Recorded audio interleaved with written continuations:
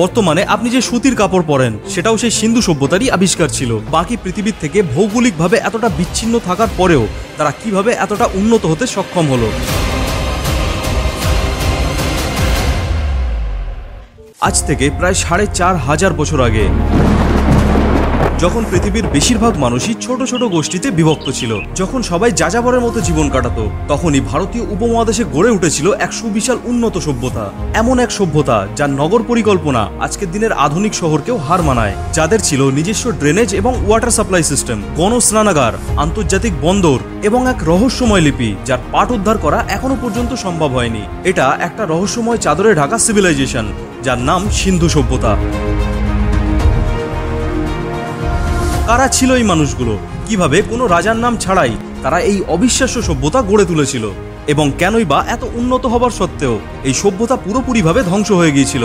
চলুন এই প্রশ্নগুলোর উত্তর খুঁজি আজকের আমাদের এই ওয়ান্ডারফুল ভিডিওতে। So hello friends, this is NR এবং আপনারা দেখছেন ফ্যাক্টোরিয়াম বাংলা। চলুন শুরু করি। সালটি ছিল 1856। একদল ব্রিটিশ ইঞ্জিনিয়ার রেল লাইন পাতার কাজ শুরু করেছিল। করাচি থেকে লাহোর পর্যন্ত রেল লাইন পাতার সময় তারা মাটির নিচে থেকে প্রচুর পোড়া ইট খুঁজে পাচ্ছিল। মজবুত এবং একই আকারের এই ইটগুলোকে তারা সাধারণ ইট ভেবেই তাদের কাজে লাগাতে শুরু করলো। তারা জানতো না তারা যে ইটগুলো ব্যবহার করছে সেগুলো কোনো সাধারণ ইট নয়, বরং এক সুপ্রাচীন সভ্যতার ধ্বংসাবশেষ। প্রায় ৭০ বছর পর ১৯২১ সালে ভারতীয় প্রত্নতাত্ত্বিক বিভাগের ডিরেক্টর জন মার্শালের নেতৃত্বে বাঙালি প্রত্নতাত্ত্বিকবিদ রাখাল দাস বন্দ্যোপাধ্যায় এবং দয়ারাম সাহানি এই রহস্যের উন্মোচন করেন। দয়ারাম সাহানি হরপ্পা এবং রাখাল দাস বন্দ্যোপাধ্যায় মহেঞ্জোদাড়োতে খনন কার্য চালিয়ে আবিষ্কার করে এই দুটো হারিয়ে যাওয়া শহর। এরপর সারা পৃথিবী জানতে পারে এমন এক ব্রোঞ্জ যুগের সভ্যতার কথা যেটা মিশর এবং মেসোপটেমিয়া সভ্যতার সমসাময়িক, কিন্তু আয়তন এবং টেকনোলজিতে তাদের থেকেও অনেক উন্নত। সিন্ধু সভ্যতা শুধুমাত্র সিন্ধু নদীর তীরেই সীমাবদ্ধ ছিল না, বরং এর বিস্তার ছিল ১৩ লক্ষ বর্গ কিলোমিটার এলাকা জুড়ে। পশ্চিমের বালুচিস্তান থেকে পূর্বের উত্তরপ্রদেশ আর উত্তরের আফগানিস্তান থেকে দক্ষিণের গুজরাট পর্যন্ত ছড়িয়ে ছিল এই সভ্যতার জাল। এই বিশাল সভ্যতার দুটি প্রধান কেন্দ্র ছিল, হরপ্পা এবং মহেঞ্জোদাড়ো। মহেঞ্জোদাড়ো, যার অর্থ মৃতের স্তূপ, ছিল এই সভ্যতার বৃহত্তম নগরী। এখানকার গ্রেট বার্থ বা গণস্নানাগার এবং বিশাল খাদ্যশস্যের স্টোরেজ পৃথিবীতে আর দ্বিতীয় ছিল না। অন্যদিকে গুজরাটের লোথারে পাওয়া গেছে পৃথিবীর প্রাচীনতম বন্দরগুলোর মধ্যে একটি। এটা প্রমাণ করে সিন্ধু সভ্যতার অধিবাসীরা শুধু স্থলপথেই নয়, জলপথেও বিদেশিদের সঙ্গে ব্যবসা করত। সিন্ধু সভ্যতা এতটা উন্নত হবার পিছনের কারণ ছিল তাদের উন্নত নগর পরিকল্পনা এবং টেকনোলজিক্যাল ইনোভেশন। সিন্ধু সভ্যতার শহরগুলি ছিল সুপরিকল্পিত এবং রাস্তাগুলি ছিল একে অপরের সমান্তরাল। শহরগুলি আলাদা আলাদা ব্লকে ভাগ করা ছিল, ঠিক যেমন বর্তমান কলকাতার নিউ টাউন অথবা সল্টলেক শহর। এই শহরের গুরুত্বপূর্ণ জায়গাগুলিতে ছিল প্রশাসনিক ভবন, শস্যাগার এবং গণস্নানাগারের মতো গুরুত্বপূর্ণ স্থান। সিন্ধু সভ্যতার সবথেকে বিস্ময়কর জিনিস ছিল ড্রেনেজ সিস্টেম। প্রতিটি রাস্তার পাশ দিয়ে ছিল নোংরা জল যাবার জন্য ম্যানহোল সিস্টেম, যেগুলো সাধারণ বাড়ির বাথরুম থেকে আসা নোংরা জলকে ডাইরেক্ট নদীতে নিয়ে গিয়ে ফেলতো। ভাবুন তো সেই যুগে তারা স্বাস্থ্য এবং পরিচ্ছন্নতা নিয়ে কতটা সতর্ক ছিল, এবং এই ব্যবস্থা রোমানদের থেকেও প্রাচীন। অপরদিকে সিন্ধু সভ্যতা ছিল বাণিজ্য কেন্দ্রিক সভ্যতা। তাদের শিলমোহর পাওয়া গেছে সুদূর মেসোপটেমিয়াতেও, যেটা আজকের দিনের ইরাক, আর এটাই তাদের আন্তর্জাতিক ব্যবসার সাফল্যকে প্রমাণ করে। তারা কোনো ওজন পরিমাপ করার জন্য এক ধরনের বাটখারার ব্যবহার করত, যেটা সেই সময়ের অন্য কোনো সভ্যতায় পাওয়া যায়নি। তারা প্রধানত তুলো, মূল্যবান পাথর, পুঁথি এবং তামা বিদেশে রপ্তানি করত। এবার যদি আপনি একটু ভালোভাবে লক্ষ্য করেন তাহলে দেখতে পাবেন সিন্ধু সভ্যতা এমন একটি স্থানে অবস্থিত ছিল যার একদিকে মরুভূমি এবং অপরদিকে পাহাড়, অর্থাৎ পুরোপুরি আইসোলেটেড একটি স্থান। এবার বড় প্রশ্ন হলো, বাকি পৃথিবীর থেকে ভৌগোলিকভাবে এতটা বিচ্ছিন্ন থাকার পরেও তারা কিভাবে এতটা উন্নত হতে সক্ষম হলো?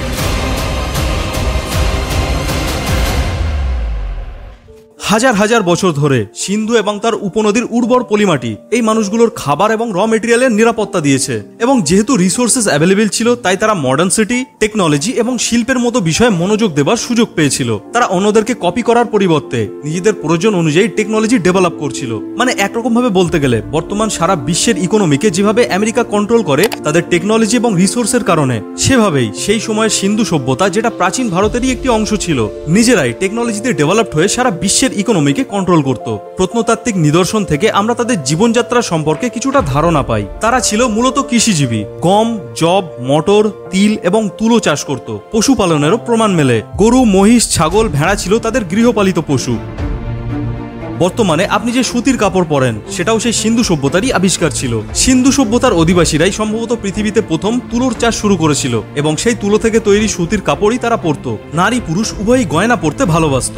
পুঁথি, তামা, ব্রোঞ্জ এবং মূল্যবান পাথরের তৈরি হার, কানের দুল এবং চুড়িরও সন্ধান পাওয়া গেছে। তাদের শিল্পকলার নিদর্শন ছিল অসাধারণ। ব্রোঞ্জের তৈরি নারী মূর্তি তাদের ধাতুবিদ্যার দক্ষতাকে প্রমাণ করে। পোড়া মাটির তৈরি বিভিন্ন পাখির মূর্তি, মানুষের মূর্তি এবং খেলনা গাড়ি, এই সব কিছুই প্রমাণ করে তারা হস্তশিল্পে কতটা দক্ষ ছিল। তাদের ধর্ম সম্পর্কে কোনো স্পষ্ট ধারণা পাওয়া যায় না, কারণ কোনো মন্দিরের সন্ধান পাওয়া যায়নি। তবে বিভিন্ন শিলমোহরে আঁকা ছবি থেকে কিছুটা ধারণা পাওয়া যায় যে তারা 3 মাথাওয়ালা কোনো দেবতাকে পুজো করত। এছাড়াও মাতৃদেবীর পুজো প্রচলিত ছিল বলে মনে করা হয়। তারা মৃতদেহকে কবর দিত, যেটা ইঙ্গিত দেয় যে তারা পরলোকে বিশ্বাস করত। মিশর সভ্যতায় আমরা পেয়েছি ফেরাওদের বিশাল পিরামিড এবং মমি। মেসোপটেমিয়া সভ্যতায় পেয়েছি রাজাদের মহাকাব্য। কিন্তু সিন্ধু সভ্যতায় এমন কোনো রাজপ্রাসাদ, সমাধি কিংবা মূর্তির অস্তিত্ব পাওয়া যায়নি। তাহলে প্রশ্ন হলো, কে বা কারা এই সুবিশাল সভ্যতাকে শাসন করত? এই বিষয়ে একাধিক তথ্য আছে। কেউ মনে করেন পুরোহিত রাজারা ধর্মীয় অনুশাসনের মাধ্যমেই শাসন করত, আবার কেউ মনে করেন বিজনেসম্যানরাই এই শহরগুলিকে নিয়ন্ত্রণ করত, কারণ তাদের অর্থনীতি ছিল বাণিজ্য ভিত্তিক। অথবা হয়তো প্রতিটি শহরে একটি নিজস্ব শাসক ছিল যারা পার্টিকুলার নিয়ম মেনে একটি শাসন ব্যবস্থা চালিয়ে যেত। যদিও এই প্রশ্নের স্পষ্ট উত্তর আজও মেলেনি। প্রায় 1900 বিসির পর থেকে এই মহান সভ্যতার পতন শুরু হয়। শহরগুলো ধীরে ধীরে পরিত্যক্ত হতে থাকে। কিন্তু কেন এত উন্নত একটি সভ্যতা হারিয়ে গেল?